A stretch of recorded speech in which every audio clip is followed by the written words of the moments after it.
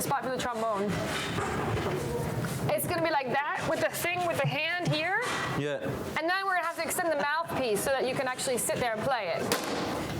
That's This will be the perfect. cymbal. Cymbals. And then a trumpet over there. A trumpet, It has to go like 3 up feet and in out like that. diameter. That's That's funny. This one here though, it actually looks like a. Great. It looks like a gun, like And a. we'll cut this part out so you can get in closer, but for now, at least. Play it there to see. Really loud and obnoxious. These are the same guy. Yeah. That's the tubas with them? Yeah. And then we have this one from the war tuba, which that's important. Oh, how do you call this thing? The Cymbal. That's also good. See if I can download it. What we do often with our projects is it's kind of an excuse to research something. This here is the same thing. Like you see how here's like the cannon coming through. That's what those openings are for. It was for the weapons. It's receding. It's this chance to learn more about something in the world and be able to formulate some kind of response. All right, so this was one about this was nice. This one about the sounds for the news networks and what they use to represent their coverage of the war. Now we're making basically an archive of music of war from different times and places in the world. It's called Clamor. It's about music of war, music as a sound weapon. So for example, there you have a trumpet from the American Civil War mixed up with the Japanese tuba. It's basically sounds of all different eras until today, making this montage that is going to be part of two things. One is going to be part of a sculpture, in which basically it's going to be a concert, but the band is going to be live musicians that are going to be inside this object, this sculpture. From the very beginning of our work together, we're interested in materials. What are the meanings that are connoted by the use of certain materials? Certain materials talk or speak of their usage and have like a practical function, but there's also this symbolic dimension that a material has. In the case of chalk, we were just interested in the matter-of-factness of what chalk is. It is at once an ideological tool, something that you find in the classroom. But it's a geological... But it's also a geological substance. Chalk is something that's found naturally in the earth. And because of its nature, it is ephemeral and fragile. This idea of making these gigantic chalks, you can write big words physically, but perhaps also symbolically. Our idea was to place the chalk where the governmental buildings of Peru are located.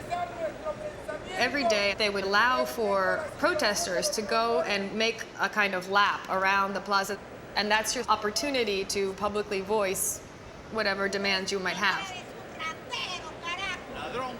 The protesters, they realized that this was like another way to vocalize and to make visible their demands. People were writing, they're for this political party, and then someone would cross it out and write something else. People writing declarations of love. And it really became a complex sort of forum that was all being registered on this floor. It's not like a sculpture that has one end or is only used in one particular way. You have all this multiplicity of positions. That piece has the potential to actively disrupt what are the norms of a particular setting. A police squad, they arrested the sculpture. They took all the chalk, they put them in a military truck, and they took them away. It shows the limits of free speech in a so-called democratic society, but also talks about sculpture and about historical references, or about a poetic dimension. Funny, it's like this thing that comes from Ottoman music. It's like this we argued. This is, I think, probably what has made us the most close to each other and really defines our relationship as a collaborative and as personally is our fighting. We just like have made it an art form to argue with each other about everything. But in a way, that's good because it's kind of like going to battle. Because finally, at the end of the day, when we both have, given our best with each other, we settle on something. What's left over is what we both truly agree with and truly find in common between us. It's more questioning. Well, It's but this I mean, it's this constant, endless argument questioning and of asking. anything, And but why this and not that? exactly. I mean, it's not trivial or childlike, but it's constantly arguing. Okay, let's just try things out now. That's the point. And at the end, those things that we both can't argue with each other about are the things that we tend to then, use as starting points to move forward in some project of ours. Humor can be beautiful, can be horrific, can be political, But it can could be be transformative. poetic, can be transformative. But what I like is And it that could be critical. physically, it's a physiological transformation that this thing there still has affected you. We finding each other laughing at the same thing was a recognition that we both identify with this thing. And that became a way for us to find things in common and identify with each other.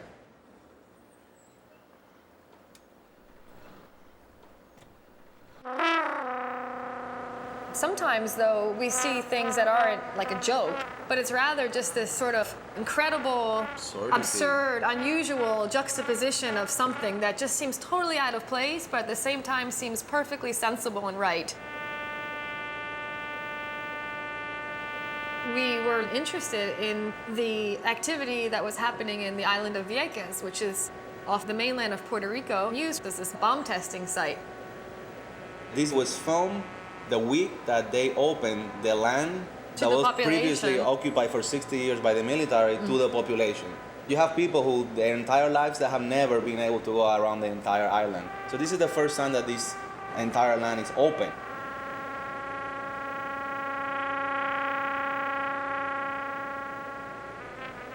And it felt like some sort of commemorative sound should accompany that, be emblematic of that popular struggle, which in common terms is usually understood as an anthem. So we look into the etymology of the war anthem and we find something that we like much more, which is sounding in answer. And so we call it returning a sound.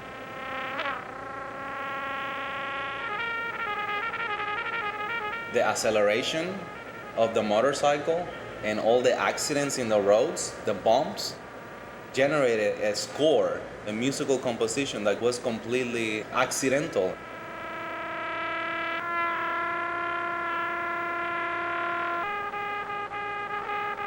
It was really interesting to see the reaction of that work. And I remember there was one person he was like screaming when the land came open, and he liked the fact that the trumpet, in a way, was kind of like this scream.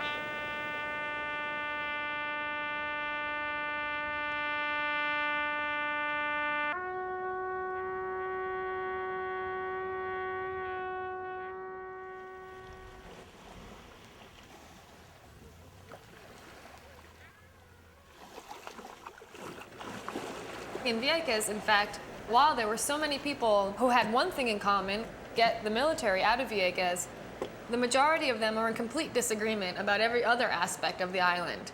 And so we somehow wanted to mobilize this discussion. Through the metaphor of the discussion table, we arrived at this work, which we call Under Discussion.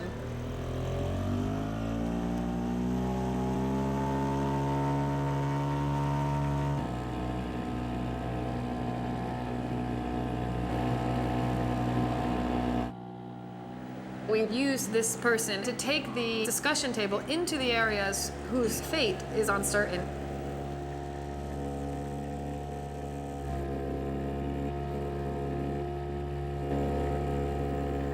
There's something in that antagonism or tension that could be understood anywhere in the world. While their actions are absurd, like taking the discussion table of the island and making it a boat, it's like a way to confront something which may seem in general overwhelming, and finding a way to own it and then contribute something. You know, that's kind of the nature of making art, is to do that, is to kind of turn something upside down. And then when you see it upside down, then you start to see it completely differently, and then new meanings come out of it.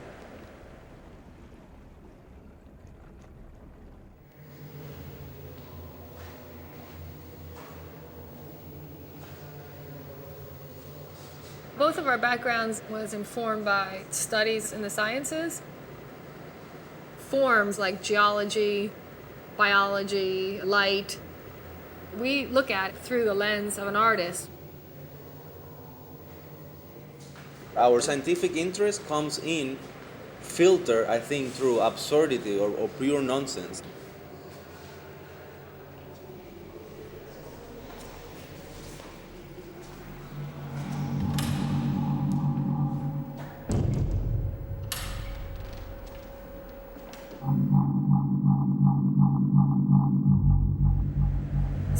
Sweatlands was one of the more complicated video projects. Y un flashlight iluminado dentro de una cueva mientras el estado.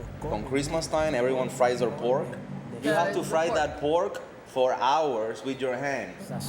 Hay protección con glándulas de That piece of metal in which the pork is fried, we weld it to the back wheel of a car. When you accelerate and the pork rotates. And understanding the logic of the spit as the kind of connection between these two systems. It has a symbolic dimension. Como un eco civilizado, barbárico. ¿Qué tiene que ver eso con tráfico? The guy, he's not really doing anything. He's just sitting there kind of overseeing this activity. He's smoking himself, so he's being smoked while the pork is being smoked. This is a very violent image. I'm interested in that violence of it. I'm interested in the grotesque and vulgarity of it because I think it speaks to a kind of excessive overheating of society and violence. Usa lo que no produce, usa la sobra que sobra, sobra, usa la sobra que sobra, sobra, sobra.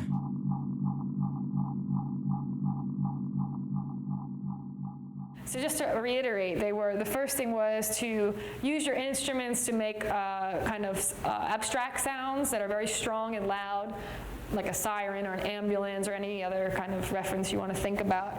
For us, it's very important the idea of having a work that have all these contradictions in itself.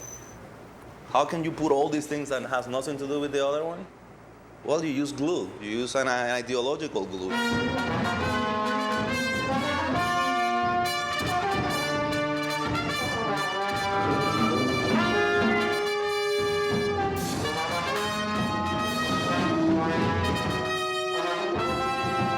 Frustration, this absurdity, this nonsense, this paradox, all these things constitute part of the meaning of the work.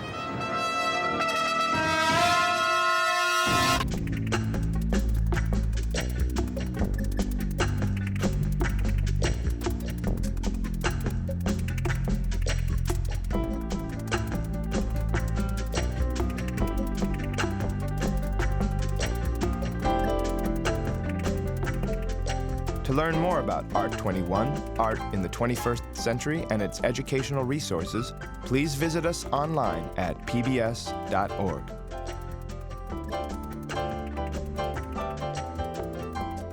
Art 21, Art in the 21st Century is available on DVD. The companion book to the program is also available. To order, call PBS Home Video at 1-800-PLAY-PBS.